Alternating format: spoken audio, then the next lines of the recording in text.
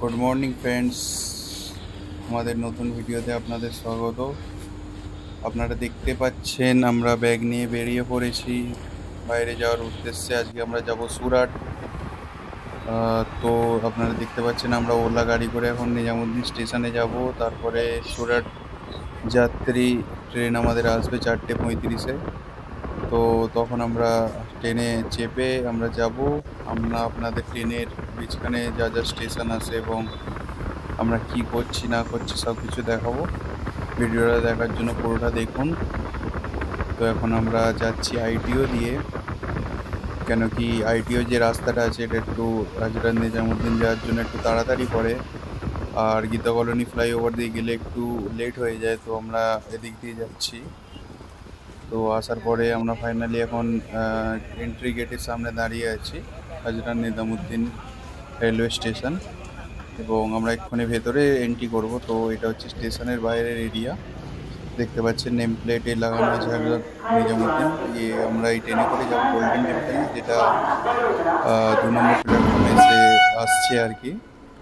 এখন সুরাট এবং মুম্বাইয়ে ভারী বৃষ্টি হওয়ার জন্য একাধিক ট্রেন লেট আছে, কিন্তু আমাদের ট্রেনটা টাইমে আছে।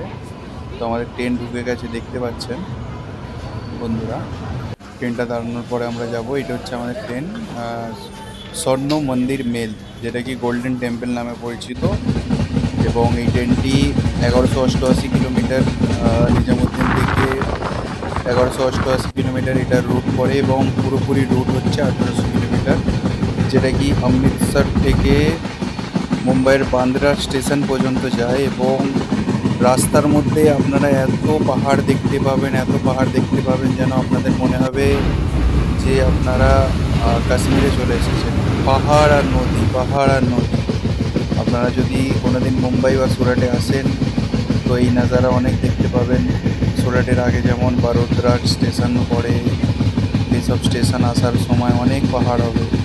এবং আমাদের এই পাহাড়ের ভিউটা এত সুন্দর এই কারণে আরও লাগছিল, কারণ আমরা যখন যাচ্ছিলাম বৃষ্টি হচ্ছিল এবং ঘন ঘন মেঘ পাহাড়ের কাছে হচ্ছিল, তাই জন্যে ভিউটা কত সুন্দর আপনারা দেখতে পাচ্ছেন। একদম জাস্ট ওয়াও লাগছে, বলে বোঝাতে পারবো না আপনাদের। আমরা এখন যাচ্ছি, দেখতে পাচ্ছেন ভিউটা। তো গাইস, আর একটু পরে আমাদের সুরাট স্টেশন আসা বাকি। তো গাইস, এই নদীটা পার হওয়ার পরেই আমাদের সুরাট স্টেশন চলে আসবে। আপনারা দেখতে পাচ্ছেন কত বড় নদী। তো দেখতে থাকুন নদীটার ভিউটা কত জাস্ট অসম লাগছে, কত সুন্দর ভিউজ। এবং নদীটি শেষ হয়ে গেল, এটা হচ্ছে সুরাটের তাপ্পি নদী। তো এরপরেই আমাদের সুরাট স্টেশন আসবে, এবং আরেকটি নদী আসবে এখানে, এটা নামটা ঠিক জানা নেই, তবে নেক্সট ভিডিওতে আপনাদের বলে দেবো। তো এরপরেই আমাদের সুরাট স্টেশন আসবে গাইস, দেখতে পাচ্ছেন এই ভিউটাও কত সুন্দর।